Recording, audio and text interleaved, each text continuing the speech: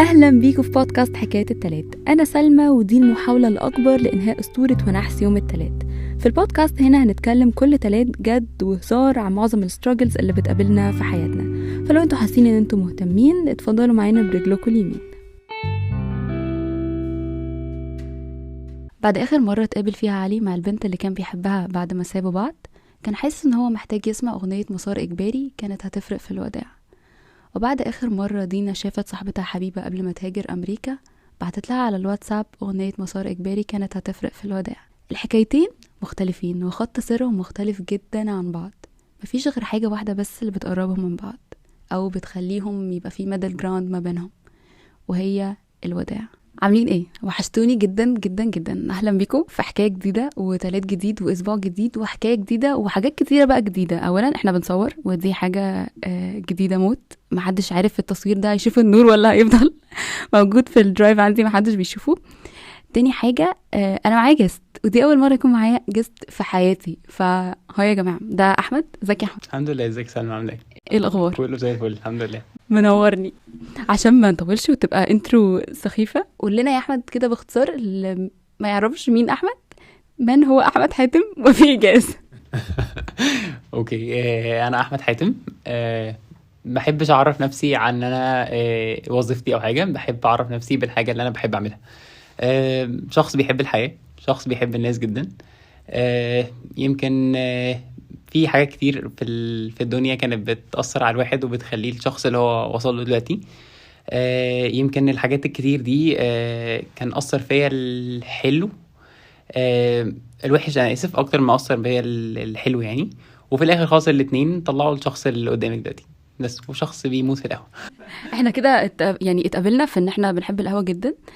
للي عارفيني وبيسمعوا البودكاست، اللي ما يعرفش احمد، انا واحمد نعرف بعض من فترة، احنا في ما بيننا ميوتوال فريندز، ولكن اجتمعنا على ان احنا بنحب الرغي، واللي بيحب الرغي فبيحب البودكاست. واحمد على فكرة من اول الناس اللي شجعوا حوار البودكاست جدا، وكان بقى بيقول للناس عنده، عشان احمد بيكريت كونتنت باي ذا واي، ان يروحوا يسمعوا البودكاست بتاعتي، ودي حاجة بجد تحفة. فعشان انا حاسة ان احنا خدنا اكبر من يعني ايه من الوقت اللي المفروض ناخده نقدم نفسنا، تعالوا نخش في الموضوع على طول. طيب احمد، انت اكيد سمعت الانترو وشفت اللي حصل مع علي واللي حصل مع دينا واللي حصل مع حبيبة.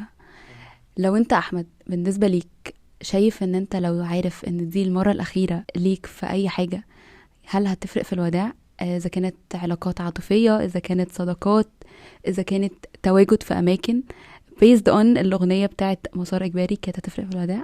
هل ده لأحمد هتفرق؟ كانت تفرق كتير. طب هتفرق في ايه؟ قول لنا.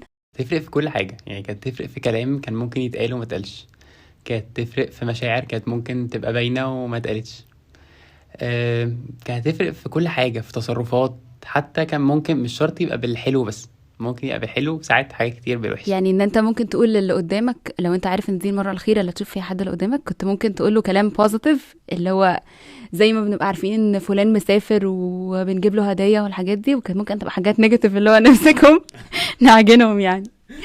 انت شايف كده ان هتفرق؟ بالظبط، ان هو في حاجات كانت ممكن تتقال، يعني في حاجات احنا بنبقى فاكرين ان هي عندنا الوقت ان احنا نقولها، مش دايما بيبقى عندنا الوقت ان احنا نقولها.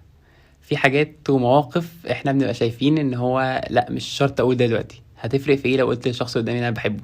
هتفرق في ايه لو قلت ان انا كنت غلطان في الحكايه دي؟ لا انا هكابر واكمل.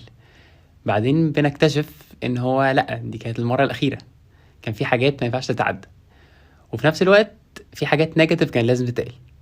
ومش دايما الحاجات النيجاتيف عشان بس اكسر مقاديف في الشخص اللي قدامي، في حاجات نيجاتيف كانت لازم تتقال، بس احنا كنا شايفين ان الدنيا ممكن تكمل، فاحنا شايفين احنا ممكن نعدلها مع بعض.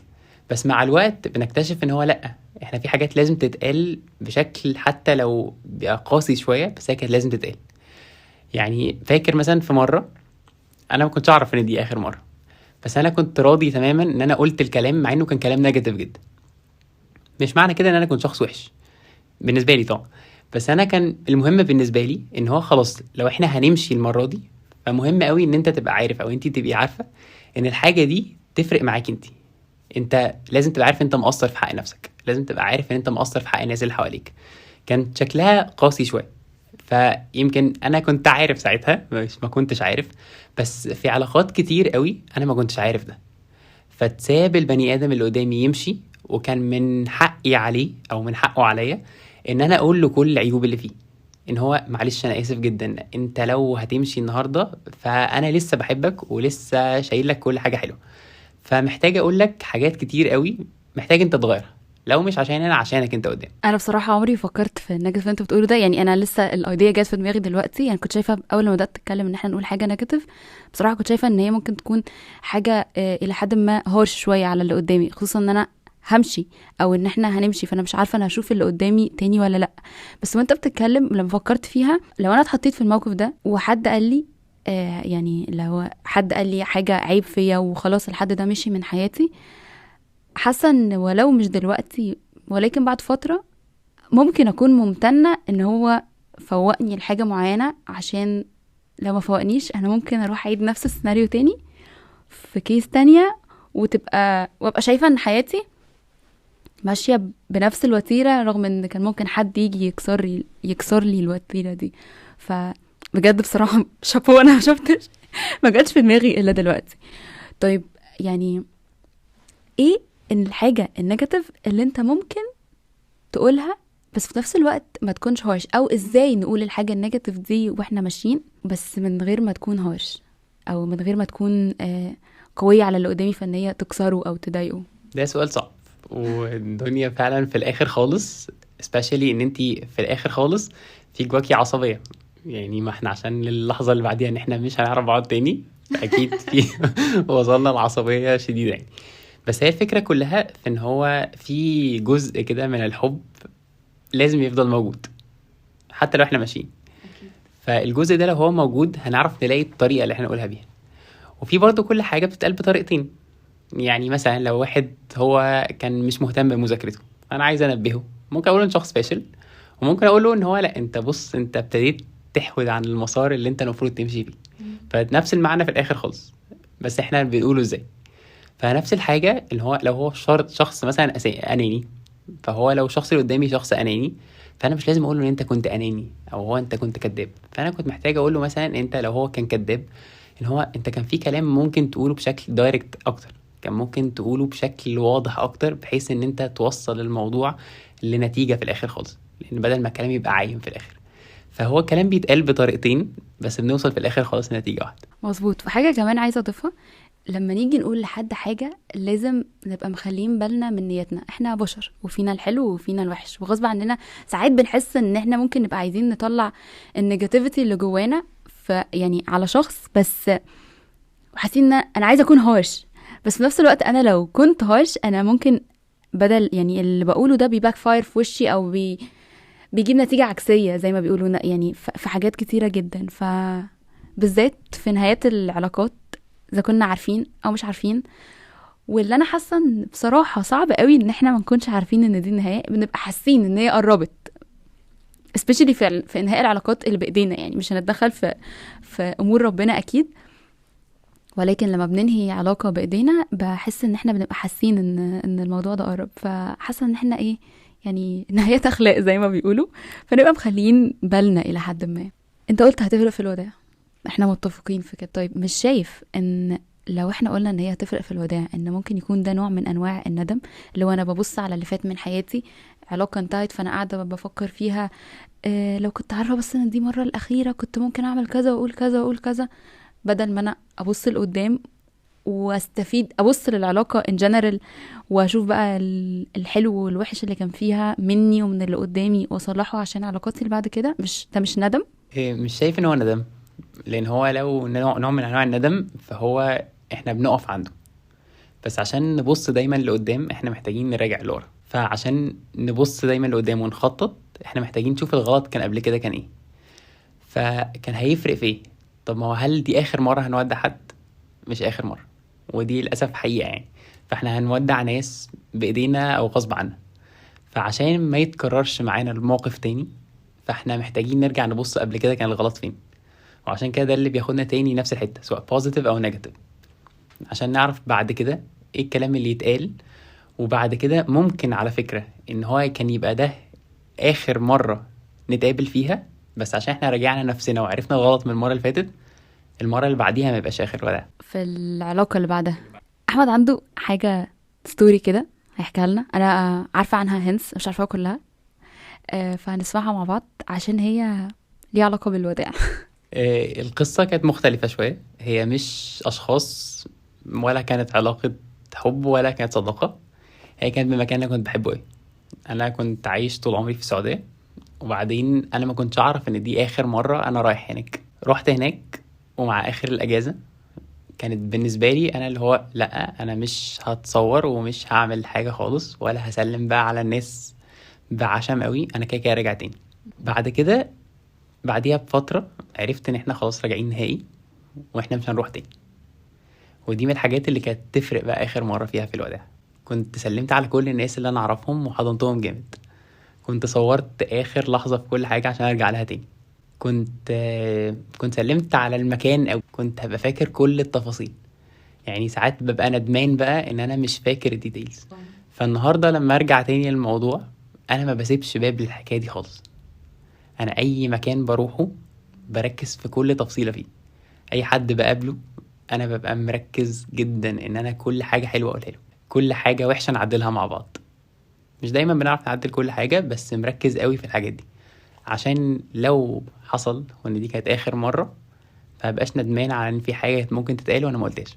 انا دخلت على الانستجرام بتاع حكايه التلات، ومن فتره سالتكم اذا كنتوا شايفين هي كانت هتفرق في الوداع ولا لا، ولو فعلا كانت هتفرق في الوداع ايه الحاجه اللي كنتوا هتقولوها وما قلتوهاش. اول حاجه، ولد عنده 23 سنه بيقول ان اكيد كانت هتفرق في الوداع، وكان هيحاول ان هو يركن كنت هحاول اركن الايجو بتاعي على جنب واحاول اطلب منهم انهم يفضلوا، رغم انه فاهم ان الاصح اننا نبعد علشان اللي جاي اصعب، بس برضو كان هيطلب فرصة تانية يحاول يرجع العلاقة زي ما كانت. هو الفكرة ان هو زي ما قلت لك كده، ان هو كان الواحد يتعلم من الحاجة اللي هو عملها عشان يعرف يخطط لبعد كده. هو اهم حاجة ان هو هنا عارف ان هو ما كانش ينفع يكمله، فدي حاجة كويسة. بس في نفس الوقت ان هو كان هيساتسايد الايجو بتاعه، فاحنا هنتعلم منها بقى. يعني هنساتسايد الايجو بتاعنا، لانه احنا ساعات بنشوف نفسنا ان هو انا مش هقول ان انا غلط. ايوه، انا ببقى غلطان وانا عارف ان الغلط راكبني من سياسي راسي، بس انا مش هقول ان انا غلطان. بس بعد كده لازم نراجع نفسنا قدام، لان في حاجات مش كل الناس هتستحملنا كده. في ناس مش هتستحملنا كده مع انهم بيحبونا جدا، بس محدش هيفضل مستحمل حد هو شايف ان هو مش بيغلط وهو كمان عارف ان هو غلطان. فاتعلمت من اللي فات ان انت هتسد الايجو بتاعك يا سعيد. والحاجة التانية الكويسة برضو ان انت عارف دلوقتي العلاقات اللي هتكمل والعلاقات اللي مش هتكمل. دلوقتي بنت عندها 26 سنة، البنات بيكتسحوا الموضوع، تقول yes I would have asked for reasons instead of leaving without knowing what I did wrong. كانت هتسأل عن الأسباب ليه العلاقة انتهت، بدل ما هي مشيت كده وهي مش عارفة ايه اللي هي عملته غلط. شايف ان احنا لو انا عارفة ان العلاقة بتنتهي، او انا شايفة ان العلاقة بتنتهي دلوقتي وان حد بيمشي او حتى مشي بقاله فترة قليلة، ممكن أسأل، ممكن اخد الاكشن ان هو انا عملت ايه غلط، ولا خلاص اسكت؟ ساعات وساعات. يعني ساعات احنا بنبقى عارفين ايه اللي حصل والغلط مش مننا. يعني انا وقعت في الغلط ده كتير قوي، ان انا ببقى نفسي اعرف ايه الغلط. هو الغلط الوحيد اصلا ان انا عرفت الناس دي. بس في حاجات تانية لا، لو هو شخص اصلا كان غالي عندي قوي، كان في بينا حاجات حلوة قوي كتير، دي يمكن اكتر كمان في العلاقات اللي فيها حب او العلاقات العاطفية اكتر. دي ممكن هي اللي نسأل فيها بقى في الاخر كان ايه اللي غلط، لان ده ممكن يتصلح. فحاسس ان هو ساعات يتسأل السؤال ده وساعات لا. طب قصدك ممكن يتصلح within a relationship دي، ولا ممكن يتصلح انا اصلحه في نفسي عشان بعد كده؟ ممكن الاتنين، والاولى الريليشن شيب دي. اصل انا بشوف ان لو في طرف خد قرار ان هو انا ماشي، فاحنا لو عملنا ايه هو ماشي. مش دايما. مش عارفه، حاسس ان هو كام مره احنا قلنا ان احنا هنمشي ورجعنا في كلامنا كان كتير. بجد انا اتبسطت جدا جدا جدا يا حمد ان انت كنت معايا النهارده، وانا متاكده ان الناس اللي بيسمعونا هم كمان هيكونوا اتبسطوا، واتمنى انت كمان تكون اتبسطت. انا اتبسطت جدا ان كنت معاكي، واتبسطت من الانترفيو. وحقيقي البودكاست بتاعك اصلا هو من الحاجات الممتعه جدا اللي انا بحب اسمعها. بجد. لا، بودكاست مختلف، طريقتك مختلفه. وانا غلبتك معايا عشان نلاقي الميعاد اللي في النص اللي يظبط معانا احنا الاثنين. ف thank you so much. لا thank you so much ليك يا احمد، بجد احمد نورني. ويا جماعه عايزه اعرف رايكم في ان احنا بنصور، واعرف رايكم في ان احنا معانا كوهوست. وعايزاكم تقنعوا احمد في الكومنتس على سبوتيفاي وفي الكومنتس على انستجرام وعلى تيك توك ان هو يبدا البودكاست بتاعته، لان احمد بيكريت كونتنت. لو انتوا مش عارفين بيكريت كونتنت على انستجرام وعلى تيك توك، الهاندلز كلها تبقى موجوده، فلازم تروحوا تعملوا لاحمد فولو وتشوفوا الكونتنت اللي هو بيكريته وتقنعوه ان هو يبدا البودكاست بتاعته. بس كده، ودي كانت حكايتنا النهارده من حكايات التلات. حكايه مختلفه فيها ضحك وفيها هزار وفيها كلام جد. اتمنى تكون عجبتكم. هستنى اعرف الفيدباك بتاعكم عن التجربه بتاعت التلات بتاع النهارده كله، واشوفكم التلات الجاي. حكاية التلات هي بودكاست اسبوعي موجوده على ابل بودكاست، سبوتيفاي، جوجل بودكاست وكاست بوكس.